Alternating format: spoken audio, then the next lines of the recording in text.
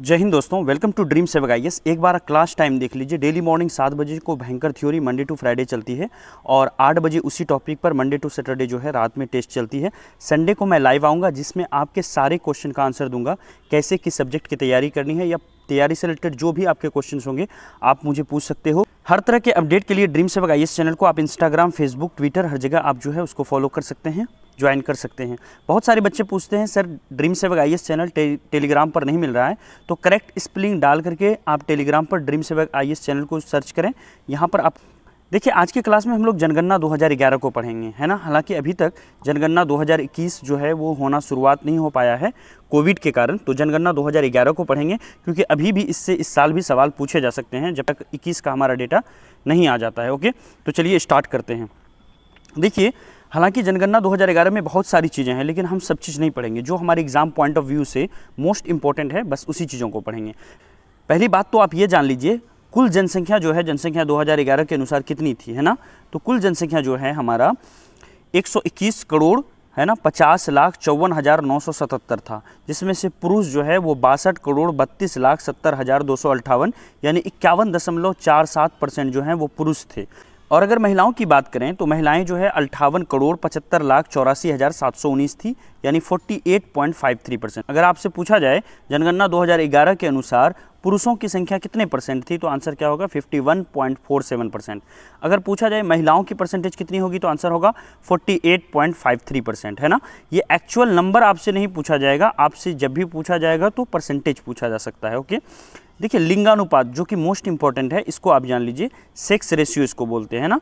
लिंगानुपात कितनी है भारत में 943। मैं लिंगानुपात को थोड़ा सा एक्सप्लेन करता हूं, जो लोग नहीं जानते हैं उनके लिए। 943 महिलाएं हैं भारत के अंदर में हर 1000 पुरुष पर, यानी 1000 पुरुष पर जितनी महिलाएं होती है देश की, वही हमारा क्या कहलाता है, लिंगानुपात कहलाता है। तो हमारे देश में हर 1000 पुरुष पर जो महिलाओं की संख्या है वो 943 है, यानी जो महिलाओं की संख्या है वो पुरुष के बराबर नहीं है, जैसा कि आप यहाँ परसेंटेज में भी देख सकते हो। अब आते हैं जनसंख्या घनत्व के ऊपर। भारत में जनसंख्या घनत्व 82 व्यक्ति पर किलोमीटर स्क्वायर है, तो 382 है ना पर्सन पर किलोमीटर स्क्वायर है हमारी यहाँ पर जनसंख्या घनत्व। आपसे अगर पूछा जाए पॉपुलेशन डेंसिटी इंडिया की कितनी है तो 2011 की जनगणना के अनुसार 382 पॉपुलेशन डेंसिटी है। जनसंख्या घनत्व हम लोगों ने जान लिया। अब आते हैं 10 की वृद्धि दर पर। देखिए, हर 10 साल में, यानी 2001 में हमारा क्या हुआ था, सर्वे हुआ था जिसमें पता चला था कि कितनी जनसंख्या है।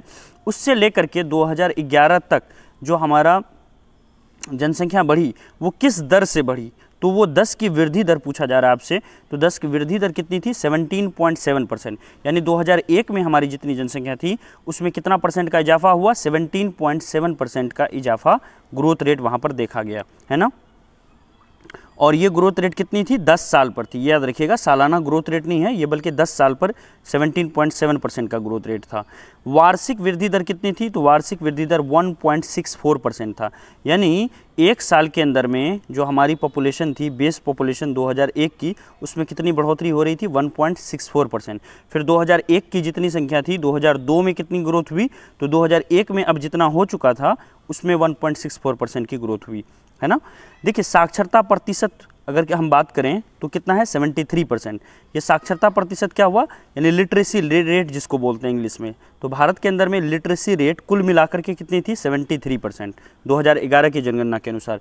जबकि पुरुषों में बात करें तो पुरुषों में यही लिटरेसी रेट 80.09% था और महिलाओं में कम थी जो कि 64.6% था। तो पुरुष कितने थे, 80.09% पुरुष जो हैं वो शिक्षित थे, यानी 100 में 80 पुरुष शिक्षित थे। और महिलाओं की बात करें तो हर 100 महिलाओं में 64.6 महिलाएं, यानी आप 64-65 समझ सकते हैं इसको, 65 महिलाएं जो है वो क्या थी, शिक्षित थी। यहाँ पर शिक्षित का मतलब आप हाई क्वालिफाइड नहीं समझ लीजिएगा, बस उनको अपना नाम लिखने के लिए आता है ना, ठीक है। आगे चलते हैं। देखिए, अब जो है मोस्ट इंपॉर्टेंट चीज़ हमारे लिए जो है, अक्सर एग्जामिनेशन में जो पूछा जाता है वो इस तरह से सवाल पूछे जाते हैं कि सर्वाधिक जनसंख्या घनत्व वाले राज्य कौन थे, बढ़ते क्रम में बताइए, घटते क्रम में बताइए, या किस स्टेट में 2011 के जनगणना के अनुसार सबसे ज़्यादा डेंसिटी थी, है ना, जनसंख्या घनत्व था, किस स्टेट में कम जनसंख्या घनत्व था। तो इस तरह के सवाल पूछे जाते हैं, है ना। या फिर आपको पूछा जाएगा कि बताइए पूरे भारत में सबसे कम लिंगानुपात कहाँ पर है, सबसे ज़्यादा लिंगानुपात कहाँ पर है।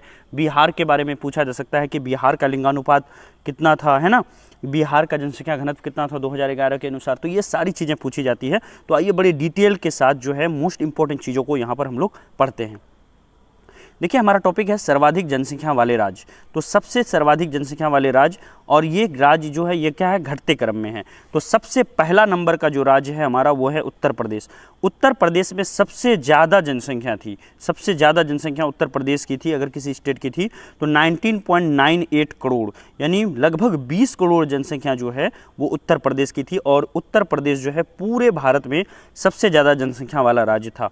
2011 की जनगणना के अनुसार महाराष्ट्र जो है वो दूसरे नंबर पर थी, और महाराष्ट्र में जो है 11 करोड़ था। तो पहले और दूसरे के बीच का डिफरेंस आप समझ सकते हो, लगभग 8 करोड़ का डिफरेंस है, जो कि बड़ा डिफरेंस है ना। जनसंख्या के आधार पर सबसे पहले नंबर पर जो स्टेट था वो था उत्तर प्रदेश, जो कि जिसकी जनसंख्या 19.98% थी। वहीं महाराष्ट्र की जनसंख्या जो है वो 11.23% थी, और ये दूसरे नंबर पर था।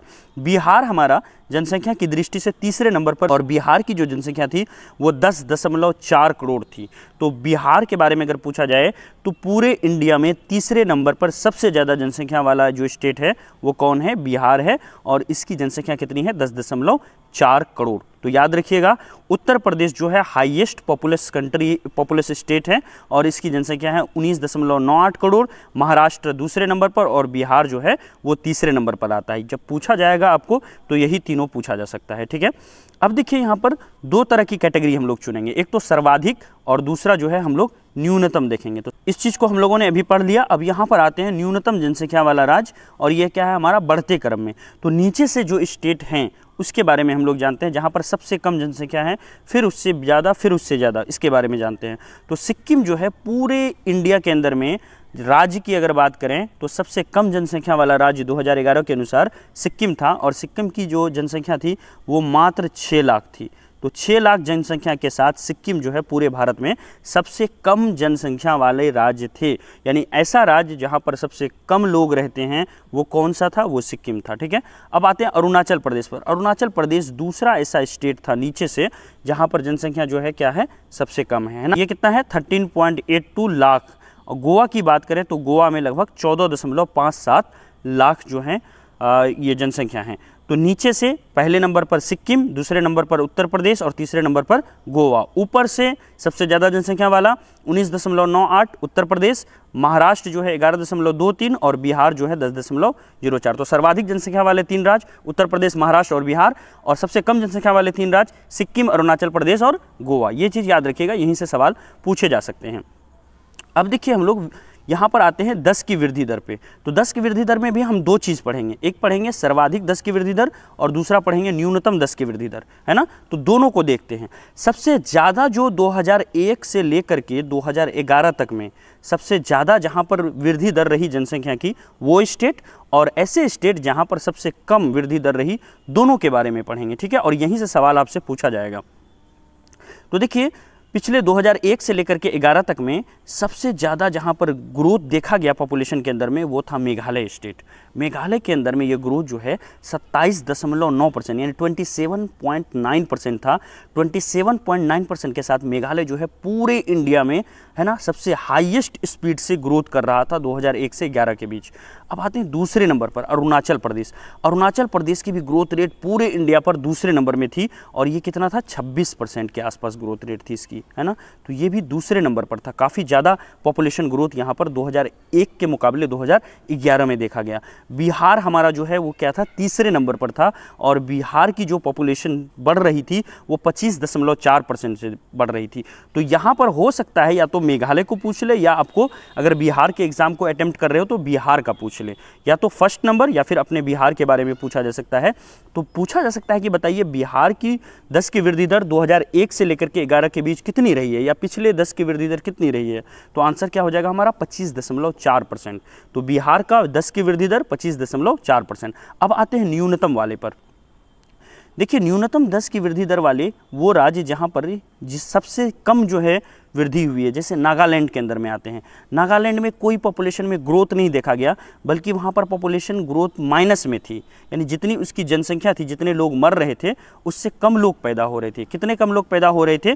0.6% जो है वो क्या हो रही थी, माइनस में जा रही थी।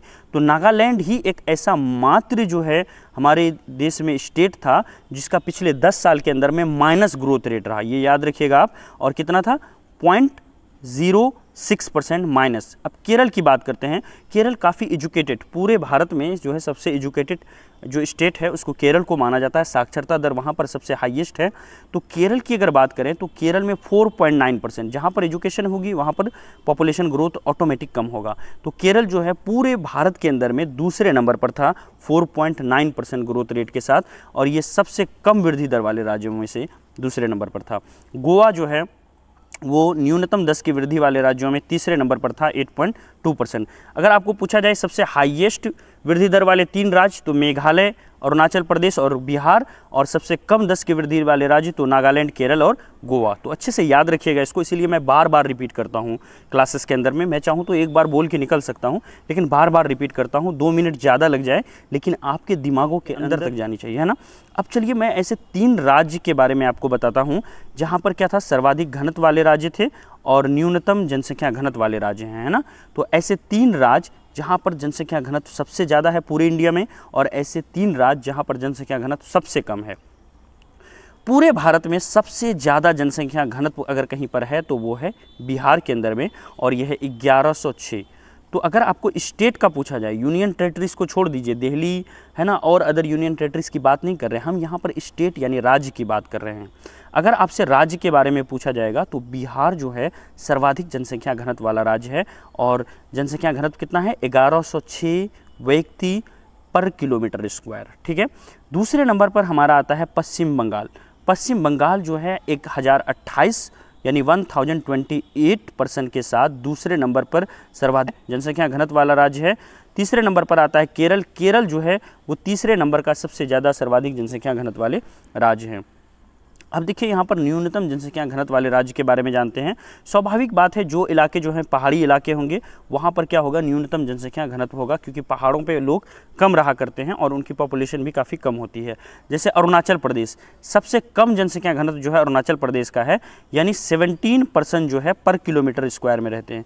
यानी जितनी जगह में बिहार के अंदर में 1106 लोगों का घर होता है, 1106 लोग बसते हैं, उतने ही ज़मीन पर जो है अरुणाचल प्रदेश में मात्र 17 लोग रहते हैं।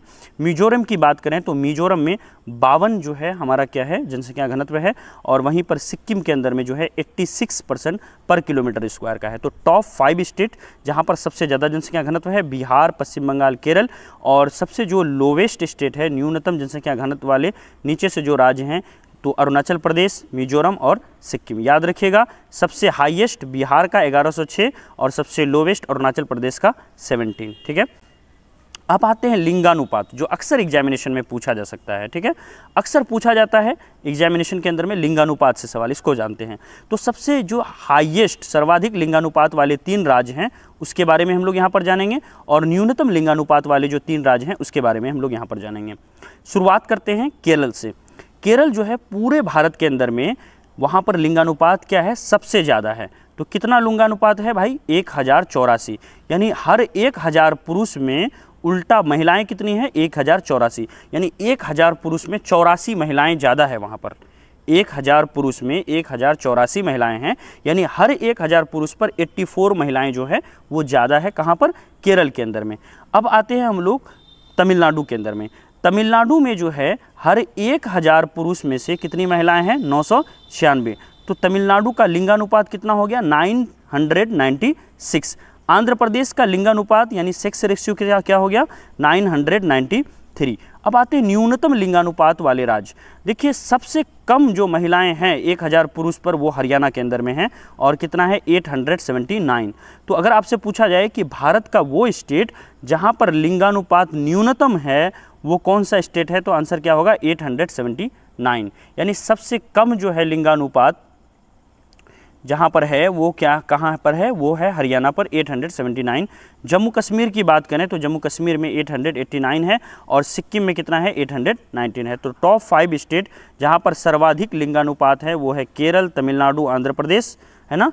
और टॉप जो है लोवेस्ट स्टेट जहाँ पर क्या है न्यूनतम लिंगानुपात है वो है हमारा हरियाणा, जम्मू कश्मीर, सिक्किम। याद रखिएगा सबसे ज़्यादा महिलाएं 1000 पुरुष पर 1084 महिलाएं जो है केरल के अंदर में है और 1000 पुरुष पर सबसे कम महिलाएं यानी 879 वो कहाँ पर है, हरियाणा के अंदर। और चीज़ें हैं जैसे कि साक्षरता से रिलेटेड अक्सर सवाल पूछे जाते हैं, तो हम लोग साथ साथ सर्वाधिक साक्षर वाले राज्य और न्यूनतम साक्षर वाले राज्य जो हैं टॉप 3 को जान लेते हैं।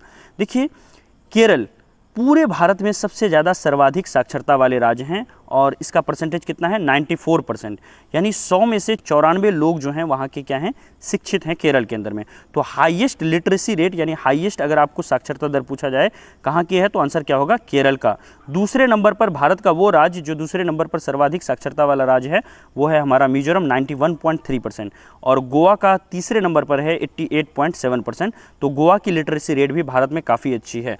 अब देखिए सबसे वो स्टेट जहाँ पर सबसे कम पढ़े लिखे लोग हैं उसके बारे में जानते हैं। हमारा बिहार जो है वो क्या है, सबसे कम पढ़ा लिखा स्टेटों में से एक है और यहाँ की जो लिटरेसी रेट है वो कितनी है 68.8%। हालांकि पिछले 10-15 सालों के अंदर में बिहार में ये जो साक्षरता रेट है उसमें काफ़ी ग्रोथ देखने को मिला है, लेकिन जितनी ग्रोथ होनी चाहिए उतना नहीं हुआ है ना। तो अभी अगर आपसे पूछा जाए कि 2011 के जनगणना के अनुसार बिहार की साक्षरता दर जो है वो कितनी थी तो आंसर क्या होगा 61.8%। अब आते हैं दूसरे नंबर पर जहां पर क्या है साक्षरता दर न्यूनतम है वो है हमारा अरुणाचल प्रदेश और 65.4% है। राजस्थान हमारा तीसरे नंबर पर सबसे अनपढ़ राज्य है और वो है क्या, इसकी लिटरेसी रेट कितनी है 66। राजस्थान जो है तीसरे नंबर पर हमारा सबसे अनपढ़ राज्य है और ये जो है कितनी है यहाँ पर लिटरेसी रेट 66.1%। तो सबसे कम साक्षरता दर कहाँ पर है, बिहार के अंदर में है 61.8% और सबसे ज़्यादा साक्षरता दर केरल के अंदर में है 94%, है ना। तो इस तरह से 2011 की जनगणना में जितनी सारी इंपॉर्टेंट फैक्ट्स थे जो हमारे एग्जाम पॉइंट ऑफ व्यू से काफ़ी इंपॉर्टेंट थे उसको हम लोगों ने डिस्कस कर लिया। ड्रीम सेवक आईएएस चैनल जो है आपको हर एक प्लेटफॉर्म पर मिल जाएगा। इंस्टाग्राम पर जाकर के जरूर ड्रीम सेवक आईएएस को यहाँ पर सर्च करें और इसको जो है ज्वाइन कर लें आप, क्योंकि सारे अपडेट जो है वहीं पर मिलेंगे आपको इन फ्यूचर। और अगर इसकी PDF चाहिए इस क्लास की तो टेलीग्राम पर आप ज्वाइन कर लें और ग्रुप को जल्दी से जल्दी ज्वाइन करें, क्योंकि जितने सारे एग्जामिनेशन होंगे उसकी ग्रुप जो है वो टेलीग्राम पर बनेगी और सारे स्टडी मटेरियल्स, सारे जो हैं टाइमिंग, सारी जो डिस्कशन है वो टेलीग्राम चैनल पर की जाती है। ठीक है, thank you so much. Class कैसा लगा जरूर बताइएगा। क्लास अगर अच्छा लगा हो, वीडियो अच्छा लगा हो तो लाइक कर दें, एक लाइक तो बनती है इतनी मेहनत पर।